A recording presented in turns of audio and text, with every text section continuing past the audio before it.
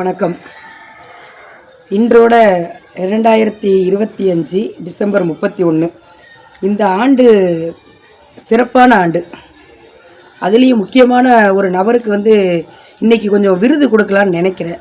அந்த விருது மிகவும் சக்தி வாய்ந்த விருது.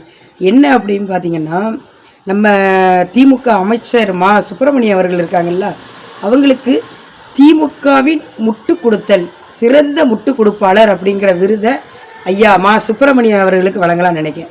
நீங்கள் எல்லாருமே சமூக வலைதளத்தில் பார்த்துருப்பீங்க. நேற்று காலையில் ஒரு 4 சிறுவர்கள் வட மாநிலத்து இளைஞரை ரயில்வே ஸ்டேஷனில் கண்ட மணிக்க வெட்டி போட்டிருப்பானு போதைய. அது எல்லாரும் நம்ம பார்த்துக்கிட்டு தான் இருக்கோம். அதே பக்கத்தில் 2வது திருப்பணும் அப்படின்னா மா சுப்பிரமணியம் ஐயா ஒரு பதிவு பண்ணியிருக்காரு. என்ன பதிவு ஊடகத்தில் சொல்லியிருக்காருன்னா, திமுக என்று ஆட்சியில் அமர்ந்ததோ அதில் இருந்து 0% தான் போதை பொருளே இங்கே கிடையாது தமிழ்நாட்டில் அப்படிங்கிற ஒரு ஸ்டேட்மெண்ட்டை, ஒரு பொய்யான ஸ்டேட்மெண்ட்டை மா சுப்பிரமணியம் அவர்கள் பதிவு செஞ்சுருக்காரு. பெண்களின் சார்பாக, தமிழ்நாட்டின் பெண்களின் சார்பாக ஒட்டுமொத்த கண்டனத்தையும் மா சுப்பிரமணியம் அவர்களுக்கு நான் தெரிவிச்சுக்கிறேன். ஐயா, நீங்கள் என்ன நினச்சிட்டு இருக்கீங்க? கண்ணை மூடுனா பூனை உலகமே இருட்டாக இருக்கும் அப்படிங்கிற மாதிரி நீங்கள் கண்ணை மூடிக்கிட்டே ஆட்சி செஞ்சுக்கிட்டு இருக்கீங்களா? அக்கம் பக்கத்தை பாருங்க, நீங்கள் பத்திரிகையை எடுத்து பாருங்க. எடுத்த 4 பக்கமுமே போதையால் வெட்டி கொலை, ஓட வெட்டி கொலை, காவல் அதிகாரி வெட்டி கொலை, காவலாளி வெட்டி கொலை, செவிலியர் வெட்டி கொலை, பாலியல் வன்கொடுமை, பாலியல் துன்புறுத்தல், போதையினால் வரக்கூடிய அத்தனை பிரச்சனைகளும் தமிழ்நாட்டில் இந்த 4.5 ஆண்டுகள் தான் தலைவிரிச்சு ஆடிக்கிட்டு இருக்கு. அப்படி இருக்கும்போது மனசாட்சியே இல்லாமல் 0% தான் இருக்கு, போதையே இங்கே கிடையாதுங்கிற ஒரு ஸ்டேட்மெண்ட்டை கொடுக்கீங்களே. சரி கொடுங்க, என்ன செய்ய, இன்னொரு 6 மாதம்தான் உங்கள் காலங்கள். ஆனால் பெண்களுக்கு இந்த சமூக வலைதளம் மூலியமாக இந்த ஆண்டு இறுதியாக நான் சொல்லிக்கொள்வது என்னென்னா, வருகின்ற 2026 ஒரு புதிய அரசியலை படைக்கணும். மாற்றம் சொல்லளவுக்கு இல்லாமல் பெரும் புரட்சியாக இருக்கணும். அப்படின்னா ஒட்டுமொத்தம் தமிழ்நாட்டில் உள்ள பெண்கள் அனைவரும் போதைக்கு எதிராக ஒன்று திரண்டு இந்த போதையின் ஆட்சியை ஒழிக்கணும்னா திமுகலேருந்து அதிமுக போயிடக்கூடாது.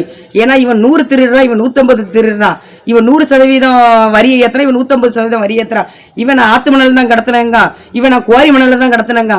அப்போ இவனும் திருட தான் செய்கிறான், இவனும் திருட தான் செய்கிறான். அப்போ இந்த 2 சக்திக்கு மாற்றா உள்ளது ஒரே ஒரு தமிழ் தேசியம், நாம் தமிழர் கட்சி, அண்ணன் செந்தமிழன் சீமான் அவர்கள் மட்டும்தான்.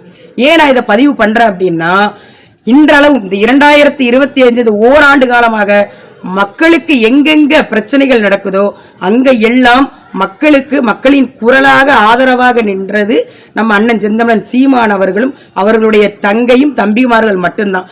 அதனால வர்ற 2026 பெண்கள் அனைவருமே நாம் தமிழரின் விவசாய சின்னத்தில் நீங்கள் வாக்களிங்க. உறுதியாக இந்த மது போதை அனைத்திலும் இருந்து விடுவித்து கள்ளுக்கான அனுமதியை இங்கே பெற்று தரப்படும். ஏன் கள்ளுக்கான அனுமதி அப்படிங்க? ஏன் போதைன்னா எல்லாமே போதை தானே, ஏன் கள்ளுங்கிறத மட்டும் நீங்கள் சொல்கிறீங்க அடிக்கடி அப்படிங்கிற ஒரு விஷயத்தையுமே உங்ககிட்ட எழும்பலாம்.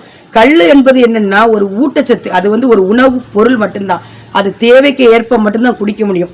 நீங்கள் பாட்டிலில் ஃபுல் அடிக்கிறாங்க, 2 ஃபுல்லு 3 ஃபுல்லு அடிச்சுட்டு வராங்கல்ல. ஆனால் அதே இது நீங்கள் கள் குடிக்கும்போது 2 செம்புக்கு மேலே நீங்கள் குடிக்க முடியாது.